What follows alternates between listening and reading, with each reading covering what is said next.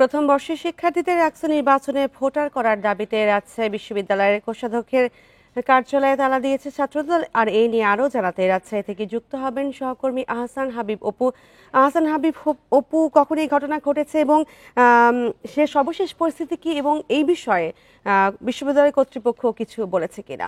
আসলে রাকসুর নির্বাচনকে ঘিরে বেশ কয়েকদিন ধরেই দাবি পাল্টা দাবি এইরকম চলছে এবং রাজশাহী বিশ্ববিদ্যালয়ে যে ছাত্র সংসদ নির্বাচনে যে নির্বাচন কমিশন আছে তারাও বিভিন্ন সময়ে মূলত এই নির্বাচনী তফসিল ঘোষণার পর থেকে বিভিন্ন রকমের দাবি আসছে এবং দাবিগুলোর সমাধান হচ্ছে একাধিকবার নির্বাচনী যে রোডম্যাপ ঘোষণা করা হয়েছে সেখানে সংশোধন হয়েছে, নির্বাচনী যে তারিখ ঘোষণা করা হয়েছে সেটিও পরিবর্তন করা হয়েছে। এইবারে সবশেষ যে দাবিটি তাদের ছাত্রদলের পক্ষ থেকে একটি দাবি করা হয়েছে যে প্রথম বর্ষের যেসব শিক্ষার্থী ভর্তি হয়েছে কদিন আগেই তাদেরকে এই নির্বাচনী কার্যক্রমে ভোটার করার জন্য দাবি মূলত তাদের আজকের এই দাবিটি।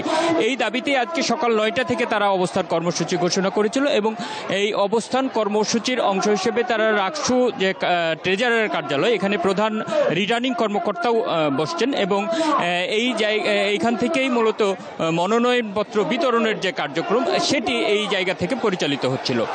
এইখানেই মূলত যে তারা ছাত্রদলের নেতাকর্মীরা তারা এসেছে এবং এখানে তারা অবস্থান করছে। তারা নির্বাচনী যে কার্যক্রম মনোনয়নপত্র বিতরণ সেটি বন্ধ করার দাবি করেছিল, কিন্তু সেই সময় নির্বাচনী কার্যক্রম মূলত শুরু করার চেষ্টা করলে এখানে ছাত্রদলের নেতাকর্মী যারা আছেন তারা কিছু চেয়ার টেবিল ভাঙচুরের ঘটনা ঘটছে। এরপরই মূলত এই তালা দেওয়া হয়েছে এবং এই কার্যালয়ে তালা দেওয়ার কারণে নির্বাচনী যে কার্যক্রম মনোনয়নপত্র বিতরণের যে কার্যক্রম সেই কার্যক্রমটি বন্ধ রয়েছে এরপর থেকে।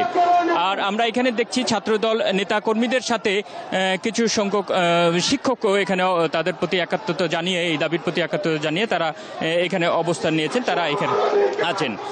এইখানে এই মুহূর্তে খানিকটা উত্তেজিত অবস্থা আমরা দেখতে পাচ্ছি। উত্তেজিত অবস্থা বলতে আমরা এখানে যে সাবেক সমন্বয়ক আম্মারের নেতৃত্বে দীর্ঘদিন ধরে যে নির্বাচন না পেছানোর দাবি জানিয়ে এসেছিল, ছাত্রদল যে দাবিটি করছিল নির্বাচন পেছানোর দাবি, সেখানে তারা নির্বাচনটি না পেছানোর দাবি জানিয়ে আসছিল এবং এই সব বিষয় নিয়ে মূলত ছাত্রদল নেতাকর্মীরা খানিকটা ক্ষুব্ধ প্রতিক্রিয়া দেখিয়েছে।